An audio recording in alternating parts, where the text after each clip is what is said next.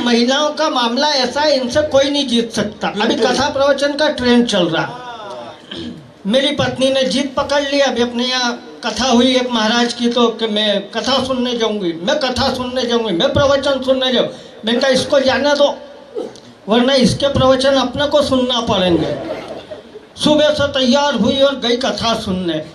शाम को ही 7 बजे पसीने में तर बतर झबाझोर। मैंने पूछा कैसे थे प्रवचन? बढ़िया रहे। तो कहाँ बढ़िया रहे? मैंने कहा क्या कहा महाराज ने कथा में? तो 2 किलोमीटर दूर पार्किंग थी। पूरा रेड कारपेट बिछा था, ऊपर टेंट लगा था, धूप नहीं लगी। मैंने कहा बहुत अच्छा कारपेट बिछा था लाल कलर का। पर महाराज ने क्या कहा कथा में? बोले ऐसी दुकानें लग रही 2 किलोमीटर के रास्ते पे, कहीं बक्खल की, कहीं पर्स की, कहीं काय की। मैंने कहा बहुत बढ़िया दुकानें थी। महाराज ने क्या कहा कथा में? बोले ऐसे झूले लग रहा है 50 फीट ऊपर झूला। जो 50 फीट ऊपर बैठा है वो ऊपर से ही सुन रहा है, नीचे वाला नीचे सुन रहा है, चक्री में बैठे वो चक्री में सुन रहा है। मैंने कहा बढ़िया चक्री लगी थी। महाराज ने क्या कहा कथा में? बोले ऐसा भंडारा चल रहा, देसी घी के साबूदाने की खिचड़ी, देसी घी का हलवा, छाछ अलग, पीने का पानी बाटल से। मैंने कहा खिचड़ी बढ़िया बनी थी। महाराज ने क्या कहा कथा में?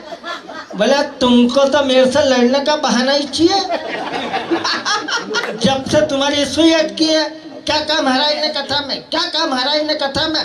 तुम में इतनी अकल नहीं है? जब इतनी भीड़ भाड़ हो तो सूझ पड़ती है क्या कि क्या कहा महाराज ने कथा में?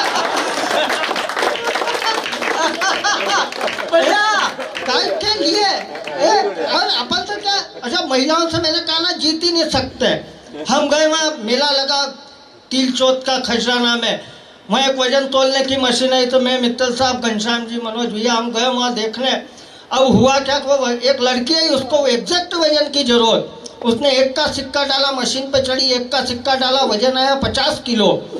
फिर उसने जैकेट पहन रखा था, जैकेट अलग रखा, फिर सिक्का डाला, वजन आया 49 किलो। फिर उसने पर्स अलग रखा, फिर सिक्का डाला, वजन आया 48 किलो। अब की बार उसने सैंडल अलग रखे, फिर सिक्का डाला, फिर वजन आया 47 किलो। अब वो उतर के जाने लग गए तो घनश्याम जी दौड़ा आए, भाई तू काम चालू रख, सिक्के बहुत है मेरे पास। तो देखो आप ताली हाली बजा, ऐसा काम नहीं चलेगा। क्या है, हम तो हास्य व्यंग्य की बात इसलिए करते हैं कि उदासी खामोशी की बेबसी लिखेंगे, हर गमजदा चेहरों पर खुशी लिखेंगे, और हर गमजदा चेहरों पर खुशी लिखेंगे।